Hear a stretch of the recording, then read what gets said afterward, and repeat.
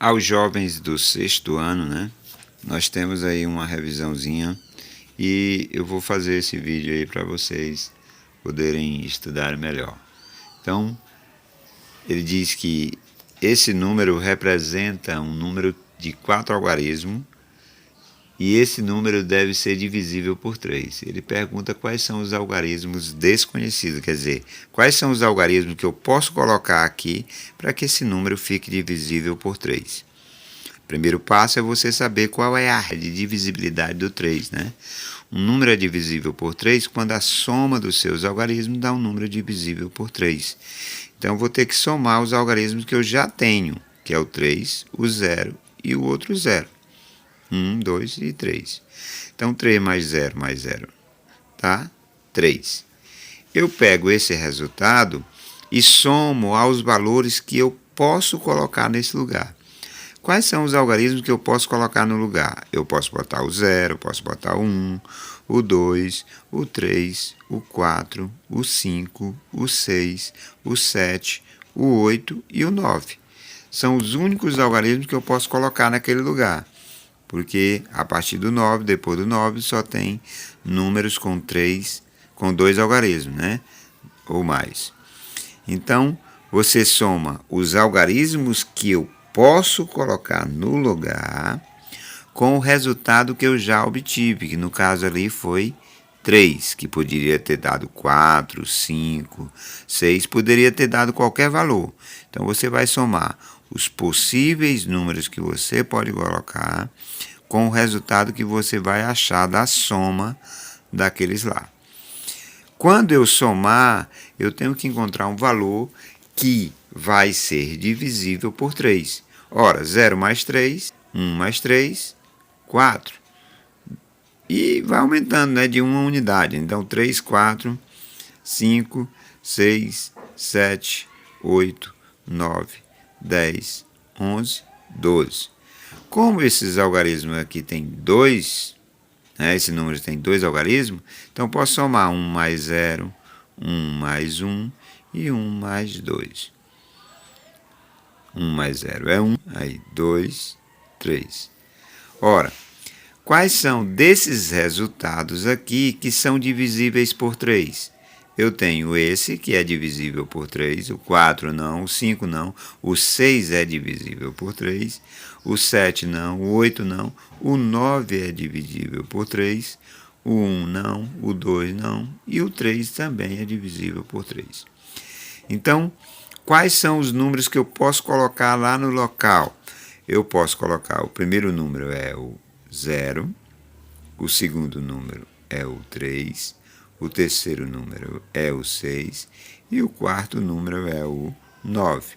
Então, eu poderia ter o número 3.000, colocando aqui o 0.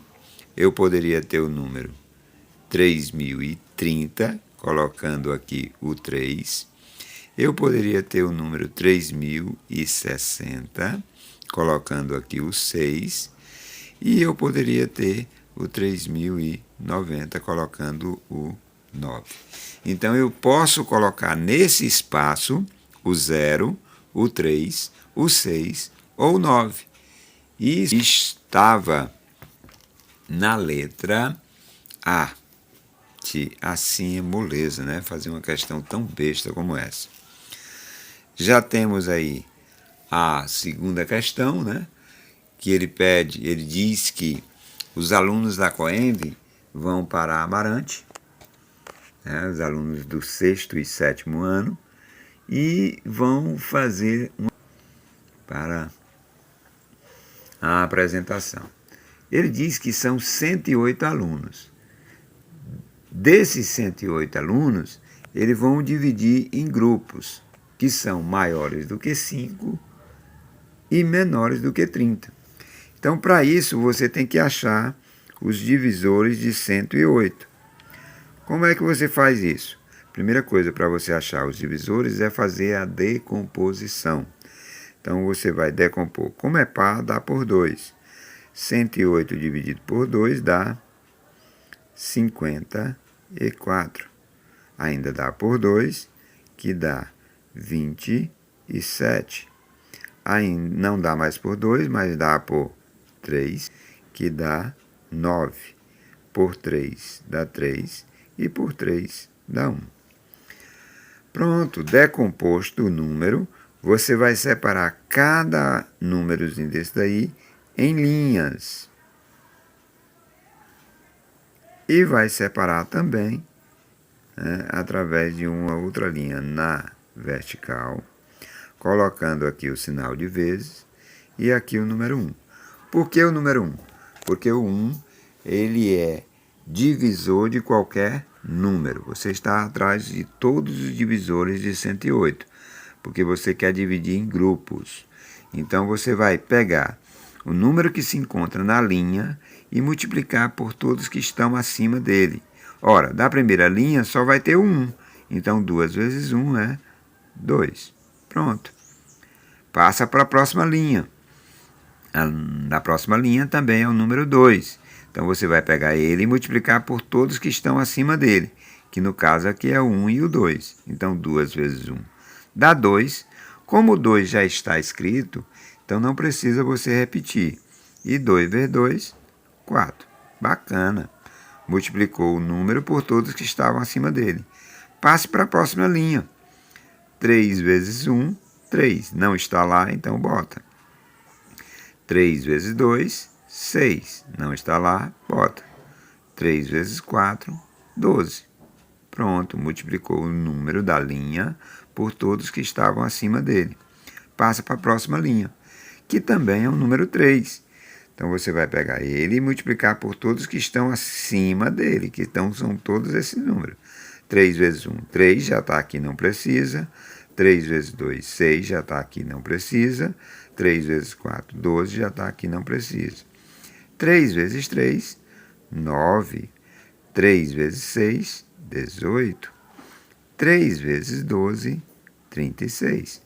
Pronto, multiplicou o número da linha por todos que estavam acima. Passa para a próxima, que também é o número 3. Então, 3 vezes 1 dá 3. 3 vezes 2, 6. 3 vezes 4, 12. 3 vezes 3, 9. 3 vezes 6, 18. 3 vezes 12, 36. 3 vezes 9, 27. 3 vezes 18 dá 54. E 3 vezes 36 dá 108, que é o número que você está decompondo, né? E achando os divisores. Então, esse último resultado tem que ser igual ao número que está lá. Então, ó, eu vou pegar dos divisores de 108 todos os números que são maiores do que 5 e menores do que 30. 1 não é, 2 não é, 4 não é, 5 não é, o 6 é. 6 é maior do que 5 e menor do que 30. O 12 também é maior do que 5 e menor do que 30. O 9 também é maior do que 5 e menor do que 30. O 18 também é maior do que 5 e menor do que 30. O 36 não é, que era maior do que 30. O 27 também é. Então, você tem que ele é maior do que 5 e menor do que 30. O 54 é maior do que 30. E o 108 também maior do que 30. Então, eu tenho 1, 2, 3, 4, 5 números. Então, essas são as 5 maneiras de dividir os 108 alunos. Posso dividir ele em grupos de 6, em grupos de 12, em grupos de 9, em grupos de 18 e em grupos de 27 alunos, que vai estar dentro das normas estabelecidas, que no caso aí, letra C, de com certeza isso é moleza para você. Na terceira questão, ele diz que tem um colecionador que tem entre 150 e 210 moedas, e ele agrupa sempre de 12 em 12, ou de 15 em 15, ou de 36 em 36. E toda vez que ele faz isso, sempre sobram 20 moedas, né? Então, essas 20 moedas que sobram é um padrão que ele estabeleceu para que a regra pudesse ser aplicada. Então ele pergunta, quantas moedas tem esse colecionador? Para você fazer isso, você vai ter que achar o mínimo múltiplo comum entre 12, 15 e 36, que são a quantidade de moedas que tem em cada pilha. Então você vai saber quantas moedas ele faz esse processo de empilhar ou em 12, ou de 15 em 15, ou de 36 em 36.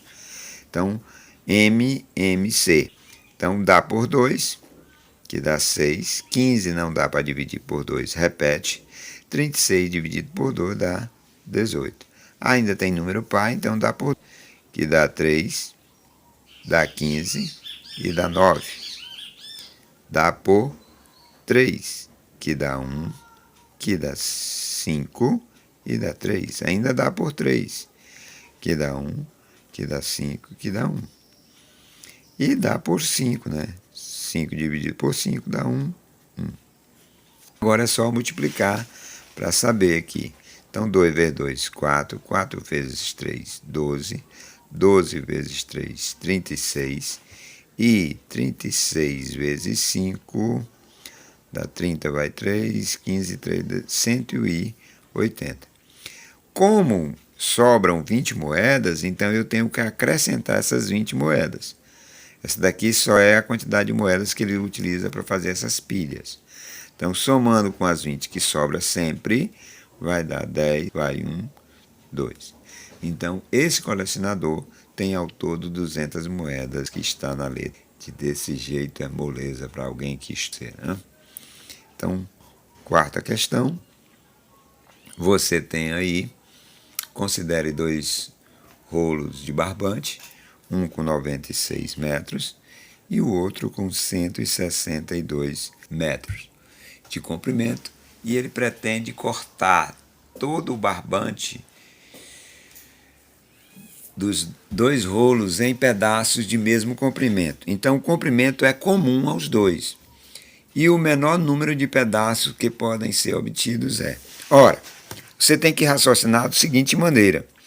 Para me obter a menor quantidade de pedaços, é necessário que eu corte o máximo possível. Quer dizer, ele tenha o maior valor possível.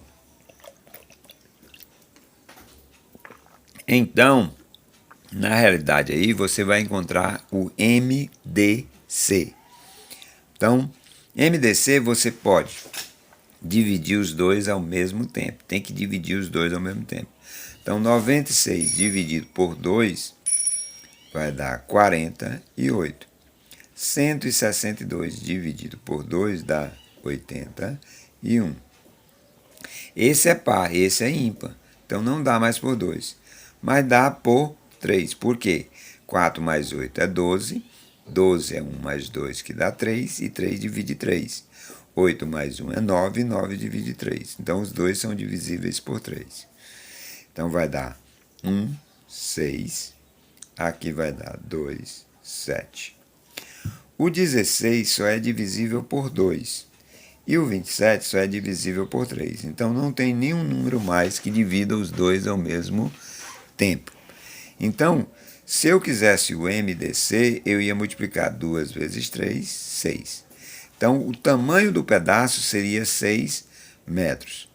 Mas ele não quer o tamanho do pedaço, ele quer saber quantos pedaços vão dar.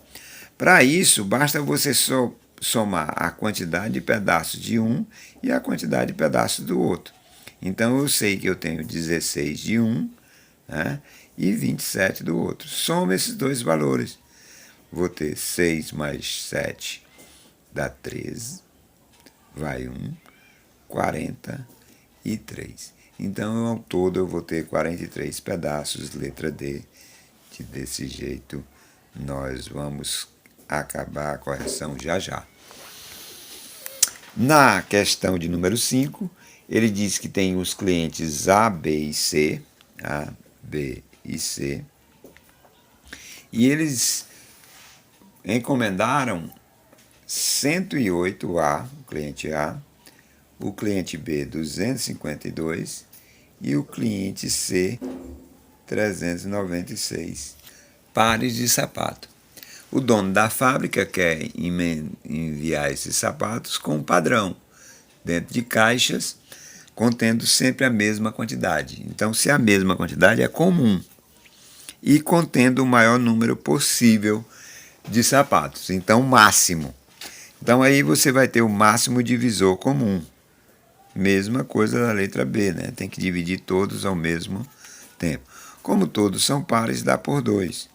Então aqui eu vou ter 54, aqui eu vou ter 1, 2, 6, aqui eu vou ter 1, 9, 8. Ainda são pares, dá por 2, que aqui vai ficar 2, 7, aqui vai ficar 6, 3, aqui vai ficar 9, 9. Só dá por 3, que aqui vai ficar 9, aqui vai ficar 21 e aqui vai ficar 33. Ainda dá por 3, que aqui vai ficar 3, aqui vai ficar 7 e aqui vai ficar 11. 3 só é por 3, 7 só é por 7 e 11 só é por 11. Então o cliente A vai receber 3 caixas, o cliente B 7 caixas e o cliente C 11 caixas. Né? Isso estava na letra A. De agora já passamos da metade, né? Vamos responder a outra metade. Então, na sexta questão, ele dá uns polígonos aí e pede para você dizer qual desses polígonos é um polígono convexo. E aí, ó, na letra B você tem aí a estrelinha. Na letra C,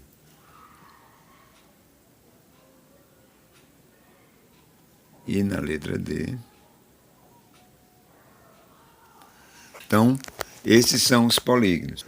Como é que você verifica se ele é convexo ou não convexo? Basta você passar uma linha. Se nessa linha que você passar, ela tocar esse polígono em mais de 2 pontos, ele é não convexo.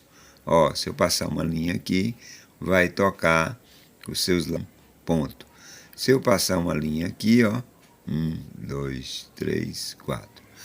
Mas nesse polígono, se eu passar uma linha, pode passar aí à vontade, riscar à vontade. Sempre ele vai tocar só em 2 pontos. Então, a alternativa aí, correta, a letra A de ainda faltam 4 questões, né?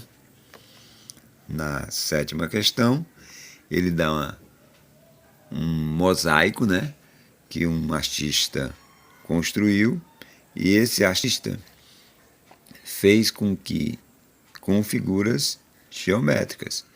E ele quer saber quais são as figuras geométricas que tem no painel desse artista, né? Então, ó, a figura é essa daí. Isso daqui é quadrados, né? E aqui é um hexágono. Então, não tem outra figura. Todas essas daqui são iguais, então são quadrados. Então, quadrado, hexágono, letra A de assim é mole demais, menino. Oitava questão, ele dá as figuras, né? Diz que aqui é A e aqui é B, figura 1. Na outra ele dá que aqui é B e aqui é A. Aqui é a segunda figura. Na terceira figura ele diz que aqui é A e aqui é B. E a quarta figura ele diz que aqui é B e aqui é A. Quarta figura. Então, ele quer saber na letra A o que é a semirreta AB. Ora, semirreta, até pelo próprio design aqui da figura, você está vendo que tem um começo, mas não tem fim. Ele quer na letra B a semirreta BA. Ó, do mesmo jeito, ó, semi-reta. Tem começo, que é o pontinho, e tem a seta seguindo, dizendo que ele vai continuar infinitamente. Na letra C, ele quer o segmento AB. Veja que nesse segmento, ó, tem começo e tem fim. Então eu sei onde começa e onde termina. E na letra D ele quer a reta AB. Ora, reta tem seta de um lado e seta do outro. Então cresce infinitamente tanto para um lado quanto para o outro. Então você aí, ele quer só que você numere. Então você tem que saber só o que é segmento, o que é reta e o que é semi-reta. Então, ó, como aqui tem seta de um lado e do outro, então eu sei que aqui é uma reta. Como tem pontinho e pontinho aqui, então eu sei que é um segmento. A dúvida que você poderia ter é da 1 e da 4, né? Que são semi-retas. Tanto uma quanto a outra é semi-reta. Só que você tem que olhar para o começo. Ó. Essa 1 começa no A e essa 4 começa no B.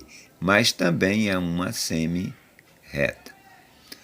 Então, a semi-reta AB, ele está dizendo que tem que começar no A. Então, começa no A é a 1. Semi-reta BA, aqui começa em B, é a 4. Segmento AB, o segmento é o 2. E a reta B, ó, o único que tem seta de um lado e do outro é a 3. Pronto, a questão é só para você identificar quem é a reta, semi-reta e segmento de reta.